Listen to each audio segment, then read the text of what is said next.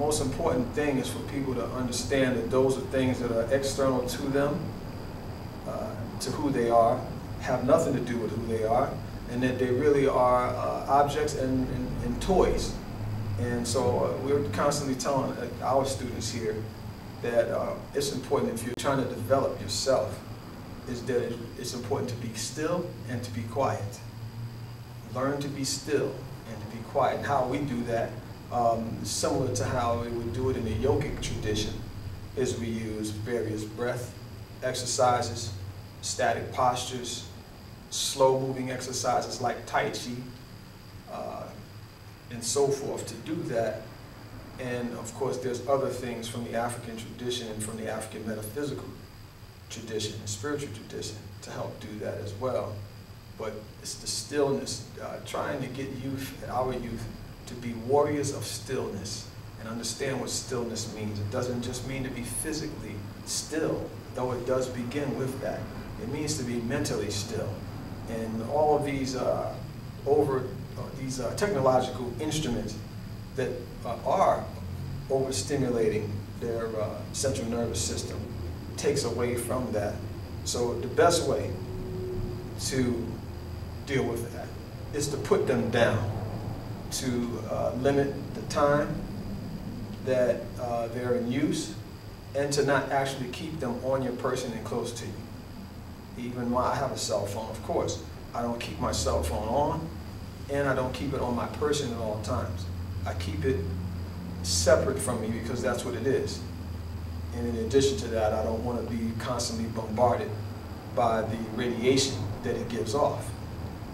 And so this is a thing as it teaches children how to prioritize and put these instruments in their correct place instead of treating them like they are a necessity and they are an appendage to their body, which is what we see happening right now. Yeah, I definitely agree with you highly there, Dr. Meeks. So, being the fact that, you know, that our bodies are susceptible to the EMFs, and our brains are susceptible to all the subliminal messages that we get in our societies. Is there a way that warriors can use, use their minds to help to counteract some of that stimulation? From a warrior tradition or like a martial arts perspective, what would be the significance of mental training? Okay, mental training is at the core of any discipline, especially the discipline of martial arts, and especially the discipline of warrior arts or warrior traditions. And I'll make a distinction between that. It's because martial artist is just that. A person practicing martial techniques, methods of fighting, and who can perform it and present it in an artistic fashion. Martial athlete is the same thing, but a person who is presenting it in an athletic way. In other words, they are physical. Everything is about their physicality, as the Chinese would say, their li, their strength, the physical attributes that they can cultivate in order to perform the movements or techniques. A soldier is a form of a warrior, but not the form that we're speaking about. We're speaking about what we consider to be the highest form of warriorship, the highest expression of warriorship. A soldier's job is to kill upon being given orders, to kill or destroy upon being given orders. We train warriors. We train as warriors, and it's a lifestyle for us. We eat a certain way, we sleep a certain way, we dress a certain way, and therefore we act a certain way based on the morals and the principles of our system of warrior training. And our particular version of that is called Moyo Nguvu. Moyo Nguvu itself means strength of heart or strength of spirit, and it means means to know how to develop the heart and the spirit through training and through the development of spiritual strength. And so our warrior tradition teaches that if you learn, once you learn at the most basic level, how to condition your body, train your body to become a finely tuned athletic instrument that can express movements technically, sound martial movements in a scientific fashion, in an artistic fashion, and in a combatively effective fashion.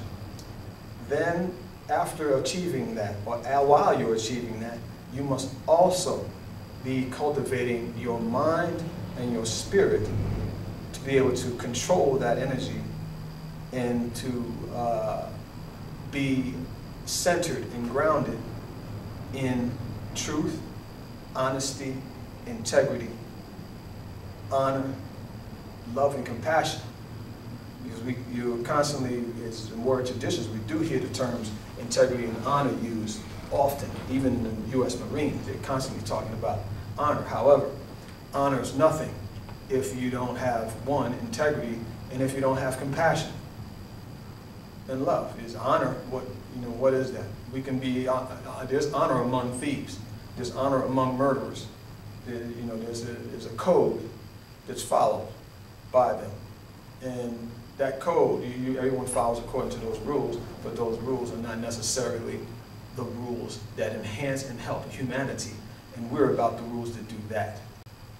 Because martial arts, the gift that it gives to the world is that in honing yourself, as you sharpen yourself, as you sharpen your mind through mental training, doing concentration exercises, static poses, as you train your spirit through deprivation, through endurance, through developing a high pain tolerance, through developing love and compassion and empathy for other people, then this finely tuned physical instrument that you develop now is harnessing a much higher form of energy, because now it's being used in a godly fashion to make the earth that we live on healthier, in other words, environmentally healthier, and making our bodies environmentally healthier.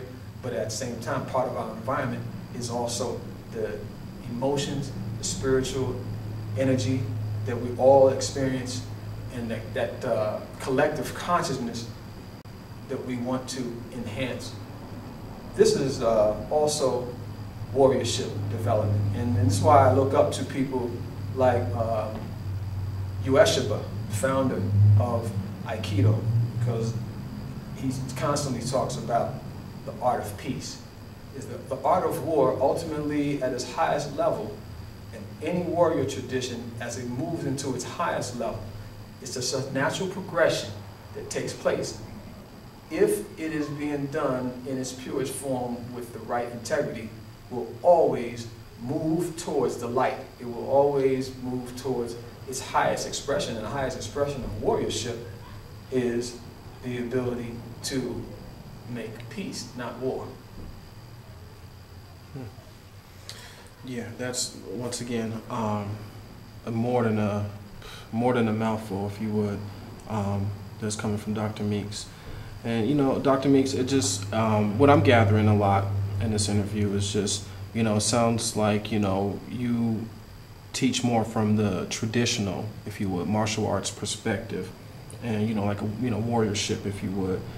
However, there's a overwhelming amount of, contemporary martial arts and MMA and, a lot of other these, systems that are coming out. And, it seems like they don't, if you would, they don't, what would be the word I would like to say? They don't really talk about some of the things that you were talking about here previously. So my question now is, are there any advantages to any contemporary training versus traditional training, martial arts training, if you would? Well, what I teach and what our philosophy is that we respect, we honor, and we do practice traditional methods of martial arts training. And traditional methods of warrior development, the methods that were used by most warrior societies around the world, but specifically our expertise is going to be African and Afro-Caribbean and even American Indian warrior traditions and what they teach and how they teach it.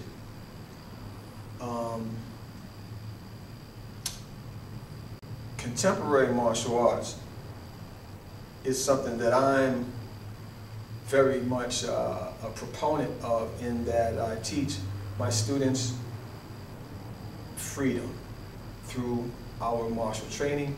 Ultimately, my goal is to teach them to be free, to liberate them from any restriction. So we use the tradition as our foundation of our training, very similar to how in jazz music, I am a musician, so I'm going to use my knowledge of that to explain this, and make an analogy here, is that when you're playing music, you must learn the standards of the music first, whether it's playing jazz or African drumming and percussion. You must learn the traditional patterns first. And ideally, at least the way I was raised, because I was raised more of a ritual drummer and a performer, a drummer who's playing for dancers. In other words, more religious and somewhat non-secular, even though I play secular, rise in popular music as well. You must first master the standards first. You must have your chops and your licks correct on that, and master and understand those rhythms and melodies. And then, once you understand those, then now that you have the basis, the alphabet, if you will, then you can move forward into freedom of expression, and that's where you get into your solos. This is where you get into your creativity is allowed to come out. Miles Davis, the Grand Master of that, and he taught so many other Grand Masters that way, is to feel the melody, get into the melody. Everything starts with the melody, but once you get that, then expound on it. He always wanted you to expound on it. John Coltrane, excuse me, being another Grand Master of that, having the technical skills, the technical prowess, the technical chops, which is really representative of the traditional chops, then manifesting them in what was contemporary at the time that he was alive, that actually is still something that most people can't play. And I approach my martial science from the same standpoint. I'm a jazz artist doing martial science. I mean, that's how I deal with it. I want to expound on everything that I know. I don't want to do it like anyone else. I want to express it my way, and I want to express it in such a way that the principles are sound enough that when I give it to my students, they have something that serves now as a tradition for them, as the basis for what will later on become their freedom, because I expect them to master what I teach them and then expound on it also. So we honor the tradition, we respect the tradition, but then we take that tradition and we're constantly evolving it, so that when you're looking at my students training in our system, you will see that the movements or techniques, principles are the same. Everyone's doing it. But if you watch each student, you will see each student is expressing it slightly different. They're expressing it different, and we start right from the gate, right from the beginning level, encouraging that kind of creative expression, so that we ultimately have a style that's not, it's a style, at the same time it's a style with no walls, as I like to put it. It's constantly changing. We're unpredictable, and that's something that I love to be that. I love unpredictability. I don't like to be in a box. I don't like to be stuck. For me, that is being imprisoned. I want to be free, and I want my students to be free.